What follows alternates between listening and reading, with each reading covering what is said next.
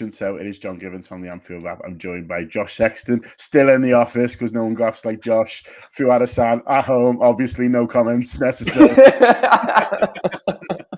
But listen, the biggest grafter is me. I've been to Munich. I've boxed it all off. I drank all the beers and came back with Ryan Gravenberch. So not all heroes wear capes. What's he like on flights, John? He's all right, yeah. Got the mints in for the lads. So yeah, he was good. So I brought him back. Me and Craig have boxed it.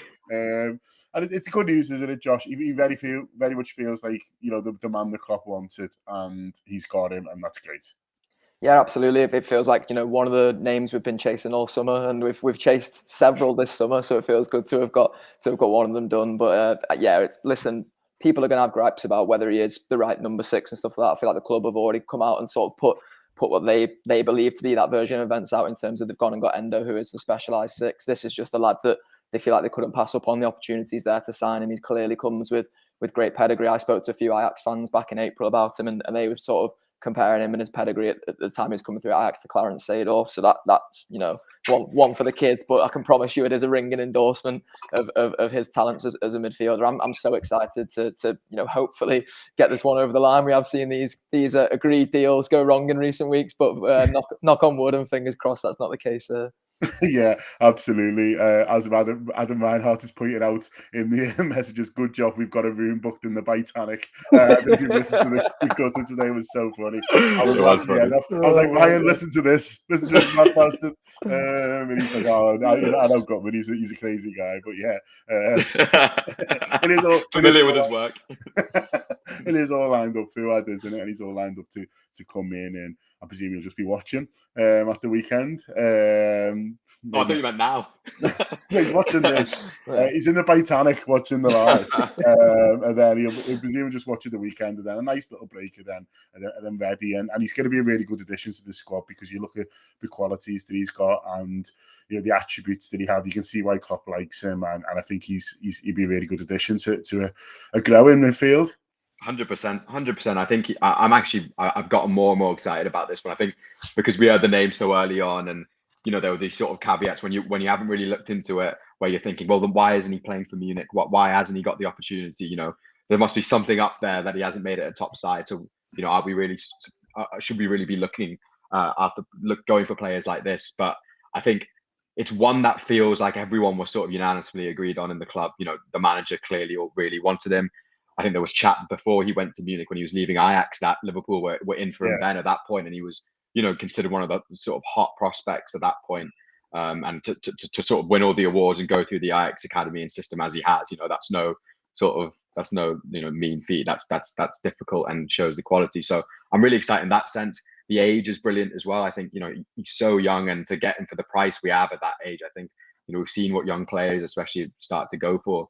It feels like a little bit of a steal. It feels like I know there's still a lot for him to prove, a lot for him to do, but in terms of the potential and the potential ceiling from everything you hear about him, you know, 40 million euros fixed fee and another 5 in add-ons, that feels like a really good deal in this market.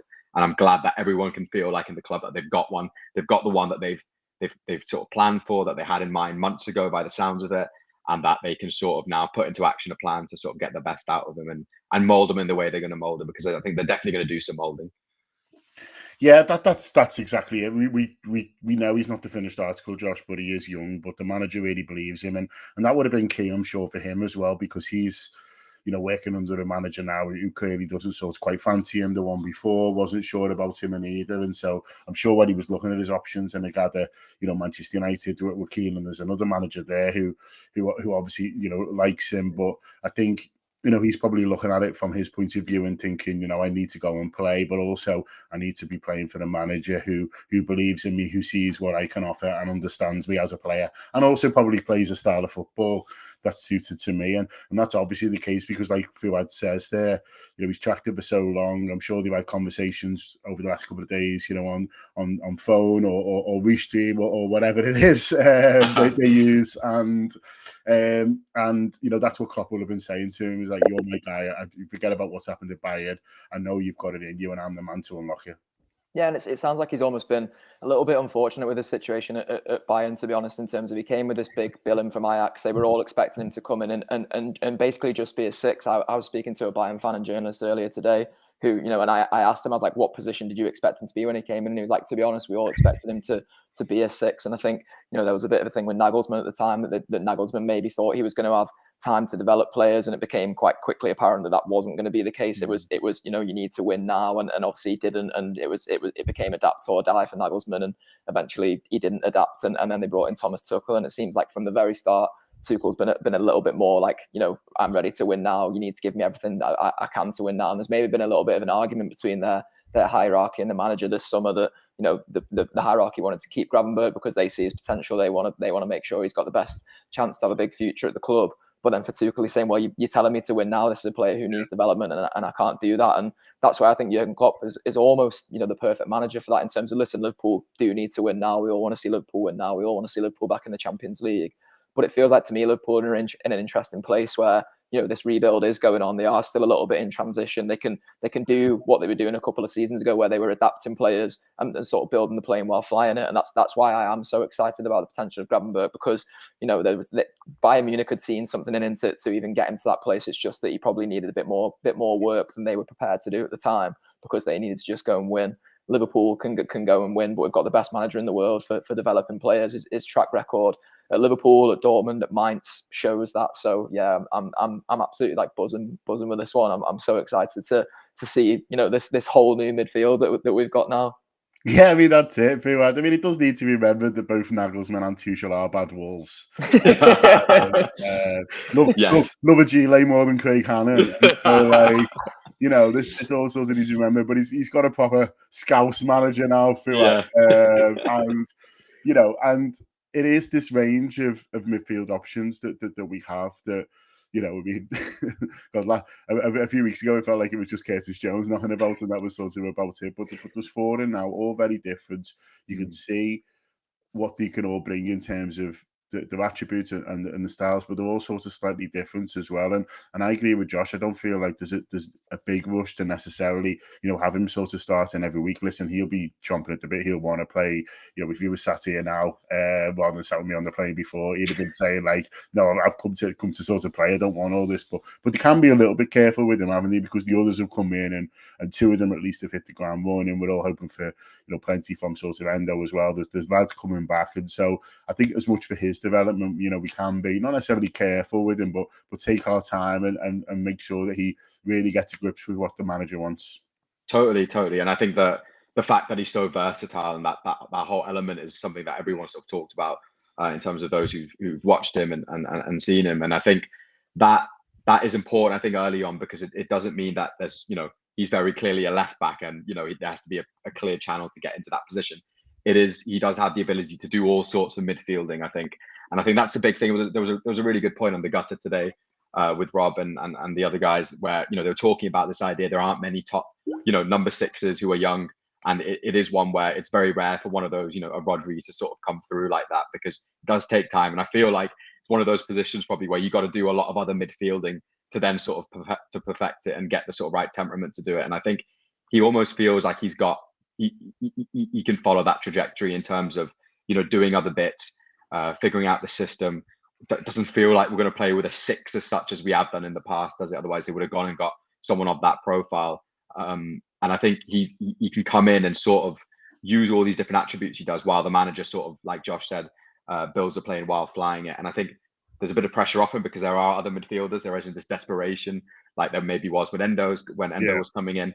He does have that ability to sort of drop him in here and there. And I think, time's very much on his side, because they clearly have thought about him for a long time. They clearly had a plan for him while they were thinking about him. So they don't have this sort of urgent rush to sort of throw him in. And I like the idea that, like, just like we saw with Szoboszlai, he was so excited coming in, and it very much felt the whole time that, Liverpool, as soon as the news broke, it's Liverpool. And the Gravenberch thing has felt like that all along. It's felt like the player side hasn't really been a problem, and that he's just, chomping at the bit to get here.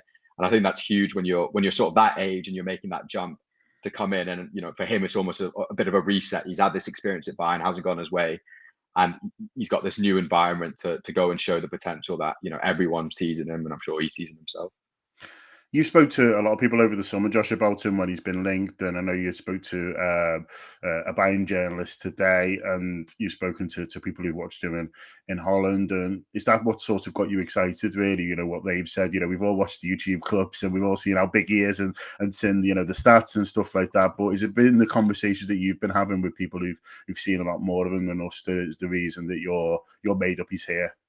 To an extent, yeah, and to an extent, partly what I said before about, you know, knowing Liverpool's track record like I do, and knowing what Jurgen Klopp can do with this kind of player. Listen, there's very few Liverpool signings that you can point at now and say they were categorically a failure, and especially not around this sort of price point. Liverpool have generally been quite sure when they've made these signings, they've gone for it, and it's turned out to be the right thing. And you know, I remember being on shows sort of probably a couple of seasons ago now, a couple of summers ago now, where you know, I was worried about Liverpool not really building for the future and not sort of having lads of the age profile that, you know, particularly in that midfield area, we're going to be able to play for Liverpool for years and years to come. And all of a sudden now, you know, someone put it in the comments there, most of our midfielders, I think it's 6 midfielders are now under the age of 24 in this Liverpool squad. So there's so much there to go off for the future. And then like you say, you know, you're right to point out that the people I have spoken to have talked about his talent, have talked about his potential. Even the people at Bayern, who you might think, you know, I asked Felix Hasselsteiner earlier, and I was saying, you know,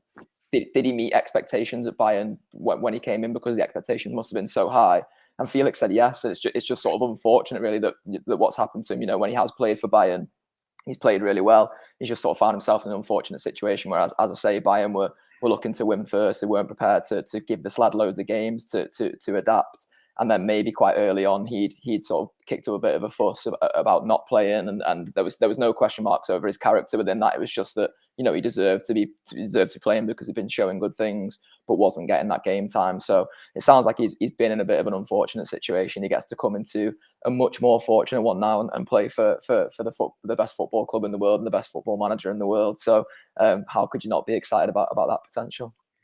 And the fans with the best podcast in the world Hey. as well. Just to bring in a few comments here. One from Joel Sanderson Murray says, 3 handsome lads having a chat, spicing things up, on a Thursday night. Listen, Joel, if you want to make it 4, you just grab your laptop and Fuad will send you the link. And we'll really, really spice things up. We might end up going off topic. A lot of people talk about, you know, Liverpool still needing defenders and stuff like that. There'll be plenty of that chat tomorrow, and let's hope that they can do one more, because I think that'd be a good window. I think if they can do, you know, so one more, but I think regardless, it probably puts it about 7 out of 10 for me now into Fuad in terms of sort of rating the window. I think a defender would take it up to an 8 or a 9, and I'd love to see us, you know, get a defender over the line, and apparently they just do the deals one at a time, so they can sort of, you know, they haven't got much time. But for me, I'd be, you know, looking at how well, in particular, Szoboszlai and McAllister have started.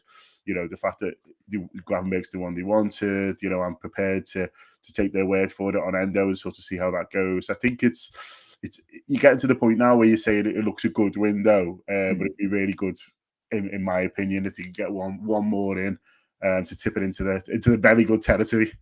100%. And you know, even just sticking on Gravenberch and the whole midfield for a second, you know, how long have we all been talking about the idea of, well, you always need more midfielders, just get midfielders in. So even if it isn't sort of the final answer to the number 6 role, and you know, look, they might go big again next summer, who knows? You know, we've got numbers there now. We can be really assured of not just the numbers in terms of the depth and quality as well. There's lots that can be done. There's lots of different formations and ways that they can sort of all line up. And I think, you know, putting that on towards the defense is big. I think, look, they've left themselves a day to do a centre half, or just over a day. So, you know, in terms of time, if they are doing it one deal at a time, they have got it. And, you know, it feels like there's a few things out there. And I think you're right. I think that just gives everyone that assurance that, you know, there's balance here now. There's a real balance all over the pitch.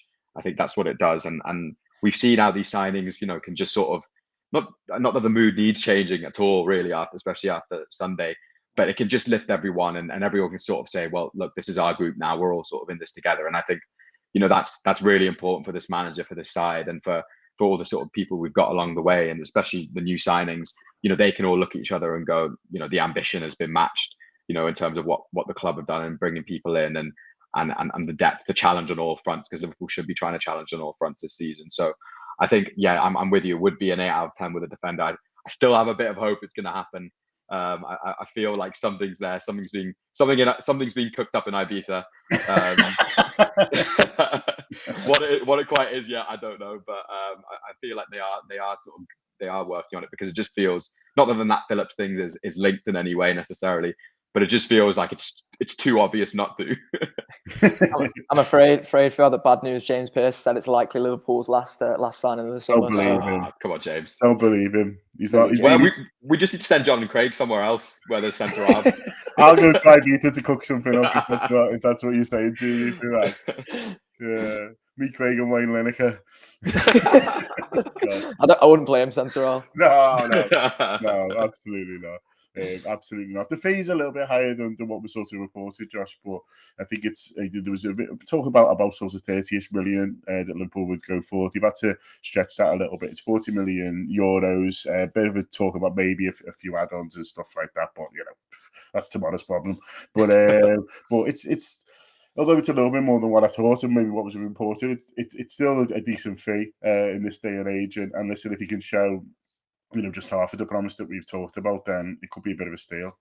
100%. Like I keep coming back to the word potential, and we've just, we're about to see a Manchester City footballer move to Chelsea for 40 million, basically purely based on potential. I know Palmer's had a couple of good games for City here and there and some good substitute appearances and stuff, but effectively Chelsea are about to pay 40 odd million for potential. So the idea that Liverpool are doing that for potential, but also a lad who's got a bit of experience. Robbie O'Neill made the point on the gutter earlier that Gravenberch turned up to Anfield when Ajax came in the behind closed doors season, and listen, it wasn't Anfield like on a proper European night because there wasn't a crowd in there, but he still stood up tall among an Ajax team that were beaten that night. Liverpool were the better team, but he was one of the standouts in that game. So you are talking about a lad who's played in the Champions League, who knows what it is to sort of play on the bigger stage in that sense too, has come with the pedigree of coming through the ranks at Ajax, which doesn't necessarily always guarantee success, but it feels like he was one of the ones who was earmarked from a very early age to go on and be successful, and then has played for Bayern Munich as well, and we can turn our nose up at all those things, but it suggests to me that there is a real pedigree there, and that there's so much potential to go off, and it's that potential that's the most exciting for me, because I think people can get a little bit bogged down in always, is he a number 6? What sort of role is he going to play this season? I think we can just enjoy watching Klopp figure that out, to be honest. And listen, it doesn't mean that we always enjoy it. There'll probably be bad games along the way where it looks like he might not be the right position, here and there and such, as we've seen, a little bit of so far when McAllister's played the 6 and we think he can be a bit better further forward, and Jones playing the 6 in pre-season. But I'm just excited to see how Klopp does figure this out and what sort of player Klopp can take him on to be, because for me it feels like the sky is the limit with that.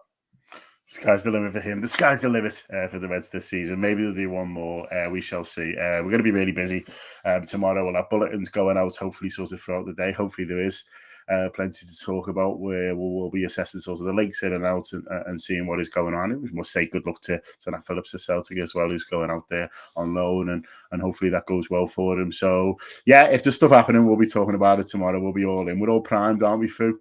We are. We're ready to go. Ready to go. Up all night. Up all night for a new defender, as Daft Punk famously sang. But loads of good stuff on the app today as well, Josh. Not least your great work. Yeah, loads gone out today. We had 2 specials go out, one with a Bayern journalist and one that Harriet did with the Bundesliga journalist Ronan Murphy as well. They're both great shows. A Gutter went out earlier today, which Fuad said, Gutman and the lads, I was on it, we had a lovely time. We all said great things. It wasn't just Rob saying great things. But there's more deadline day gutters to come tomorrow, more bulletins to come tomorrow, as John said, and then a couple of extra bits of video content to come tomorrow as well, looking ahead to the Villa game, which is obviously coming up, and that's as exciting as new lads. Are you a league draw as well tomorrow? God, we are going to be busy. Too much football. Everyone, soccer, and we'll be the best people to cover it. Download the app, subscribe, get involved. We're all off to have a cocktail in the Titanic Hotel and see. I'm seeing who I bump into.